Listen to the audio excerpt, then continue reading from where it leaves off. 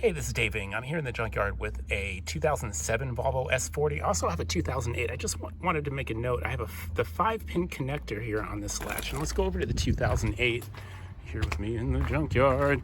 Yeah, there's 2008 right there.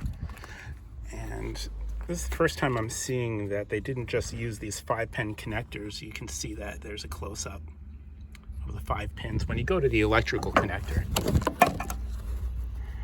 you'll see there's only 4 wires going into it. The 5th one is an empty spot there, so it looks like the 5th pin is actually inactive. And I just wanted to make a note of that. I'm getting these from Ford because there was some.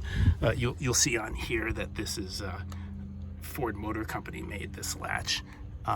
You'll see right there, Ford Motor Company, as well as right there on the black side. And yeah, so they kept this design. So there are some 4-pin connectors. They started using one with the 4-pin connector that looks just like the Ford latch, so they are interchangeable. I will be doing some troubleshooting videos going forward because the Ford ones work just fine unless the striker is out of alignment.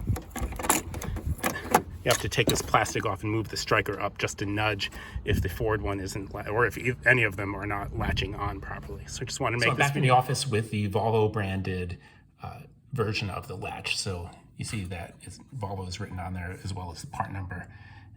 And it has 4 pins on the electrical connector right there. There's a couple different versions of this latch, different part numbers, but they all work the same. And we have the Ford version here. So this is the updated Ford Motor Company one. They use the same design, 4 pins, and so they are interchangeable.